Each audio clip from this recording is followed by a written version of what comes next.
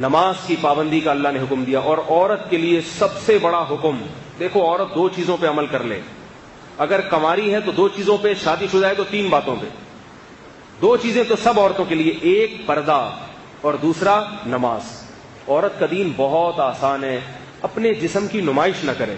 بڑا فساد پھیلایا آج عورتوں نے، جتنے زنا ہو رہے ہیں، جتنی طلاقیں ہو رہی ہیں، ان کے پیچھے کسی نہ کسی عورت کا ہاتھ ہوتا ہے۔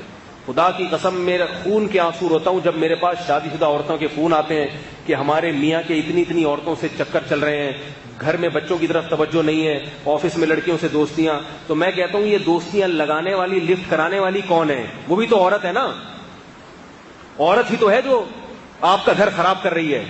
اس کو اللہ نے گھر میں بیٹھنے کا حکم دیا، اس کو اللہ نے کہا کہ اگر گھر سے باہر نکلنا ہے تو یدنین علیہن من جلابیبہن، اللہ فرماتے ہیں اپنے اوپر چادریں لے کے، برقعے لے کے نکلو، اپنے جسم کی نمائش مت کرو، خوشبو لگا کے گھر سے باہر نکلنا عورت کے لیے حرام۔ تو خواتین اگر آج توبہ کر لیں اور اس کا اہتمام کر لیں کہ ہم پردہ کریں گے مکمل، اور پردہ اپنے چچازاد بھائی سے بھی ہوتا ہے، دیور سے بھی ہوتا ہے، جیٹھ سے بھی ہوتا ہے۔ اسلام میں عورت کی جس سے شادی ہوتی ہے صرف وہی اس کا شوہر ہوتا ہے۔ ہندوؤں کے ہاں جس سے شادی ہوئی وہ بھی ہے اور دیور بھی ہے۔ دیور کا مطلب پتہ ہے ہندی میں کیا ہے؟ آدھا شوہر۔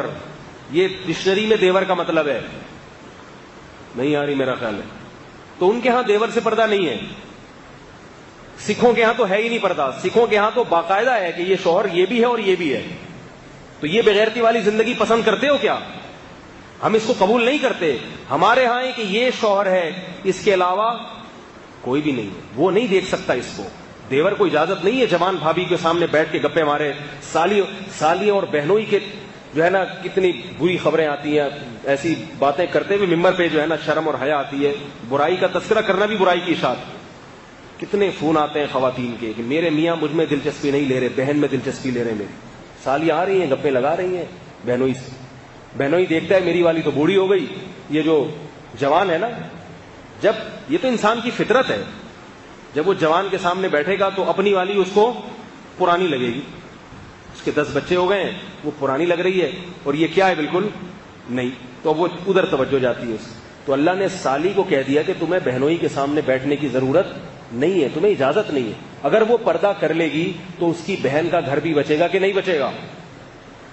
ہے بھائی، اس کی شوہر کی ساری توجہ کس طرف رہے گی؟ لیکن اس کو ہمارے معاشرے میں برا سمجھا جاتا ہے۔ اگر پردہ کر لے گی نا تو بیوی ہی کو اعتراض ہوتا ہے، میری بہن نے میرے شوہر سے پردہ کیوں کر لیا، بے وقوف، اسی کو اعتراض ہوتا ہے۔ او بھائی تیرے فائدے کے لیے اللہ نے اس کو حکم دیا ہے، تیرے فائدے کے لیے۔ مائیں روکتی ہیں اپنی بہوؤں کو پردہ کرنے سے، مائیں۔ اللہ نے قرآن میں کیا فرمایا؟ 2 قسم کے طبقے ہیں، کچھ تمہیں جنت کی طرف لے کر جاتے ہیں اور کچھ تمہیں جہنم کی آگ کی طرف۔ جو ماں اپنی بیٹی کو شرعی پردہ کرنے سے روک رہی ہے وہ ماں نہیں ہے، وہ اپنی بیٹی کے لیے ڈائن ہے، ڈائن۔ وہ اپنی بیٹی کو جہنم کی آگ کی دعوت دے رہی ہے۔ ساس اپنی بہو کو اگر پردے سے روک رہی ہے، ساسوں کو بڑی تکلیف ہوتی ہے کہ میری بہو جو ہے میرے دوسرے بیٹوں سے پردہ کیوں کرتی ہے۔ یہ بڑے واقعات سامنے آتے ہیں، ساس کو تکلیف ہوتی ہے میری بہو پردہ کیوں کر رہی ہے میرے دوسرے بیٹے سے۔ بھائی اللہ کا حکم ہے، بہو کے لیے اجازت نہیں ہے کہ اپنی ساس کی بات مانے۔ بعض شوہروں کو تکلیف ہو رہی ہے کہ میری بیوی میرے دوستوں سے پردہ کیوں کر رہی ہے۔ جس میں غیرت ہونی چاہیے تھی، جو پردے کی ترغیب دیتا، وہی پردہ اتارنے کی ترغیب دے رہا ہے۔ تو عورت اگر پردے کی حفاظت کر لے، دیکھو کیسی عفت تھی۔ حضرت فاطمہ رضی اللہ تعالی عنہ نے وصیت کی، میرا جنازہ رات کو لے کے چلنا، رات کو میرے جنازے پہ بھی نظر نہ پڑے کسی کی۔ کہاں گئی وہ عفت، کہاں گئی وہ پاک دامنی، کہاں گئی وہ حیا؟ کیسے اپنے جسموں کی کپڑے دیکھو، لباس دیکھو، مختصر ہوتے چلے جا رہے ہیں۔ بچیوں کے لباس دیکھو، کچھ بھی نہیں ہوگا ان کے جسم پہ کپڑا، اور بیٹوں کو پورے کپڑے پہنائے گئے ہوں گے۔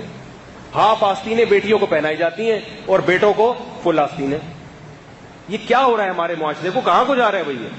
ان چیزوں کو روکنے کی کوشش کریں۔ اگر ہم قرآن پر ایمان رکھتے ہیں، ہم مسلمان ہیں، حیا والے لوگ ہیں، انگریز نہیں ہیں، انگریز نہیں ہیں۔ ان کے ہاں سب حلال ہے، سب حلال ہے، درندے بن چکے ہیں وہ۔ ابھی دیکھو نا ایک کلب میں کسی پٹھان نے جا کے فائرنگ کر دی، سب کو مار دیا، ہم جس پرست۔ میں نہیں کہہ رہا کہ وہ قتل کرنا جائز تھا یا اس نے صحیح کام کیا، میں یہ نہیں کہہ رہا، لیکن اس سے اس معاشرے کی گندگی کا تو پتہ چلتا ہے۔ کلب بنے ہوئے ہیں لڑکوں سے لڑکوں کی بدکاری کرنے کے لیے، تو کیا تم بھی یہ چاہتے ہو تمہارا کلچر بھی مستقبل میں ایسا ہو جائے؟ تو یاد رکھو، آج وہ جس اسٹیج پر پہنچے ہیں اچانک نہیں پہنچ گئے. پہلے ان کا کلچر بھی ایسا بنا تھا جیسے آج ہمارا ہے, مگر ان کے بڑوں نے اس کلچر کو تبدیل کرنے کی کوشش نہیں کی. نتیجہ کیا ہوا؟ برائی ہوتے ہوتے وہاں تک پہنچ گئی ہے. اگر ہم نے اپنے گھروں پہ, اپنی بیٹیوں پہ کنٹرول کرنے کی کوشش نہیں کی, معاشرے میں کو پردہ کرانے کی کوشش نہیں کی, تو یاد رکھو ہمارا مستقبل بھی پھر ویسا ہی ہوگا.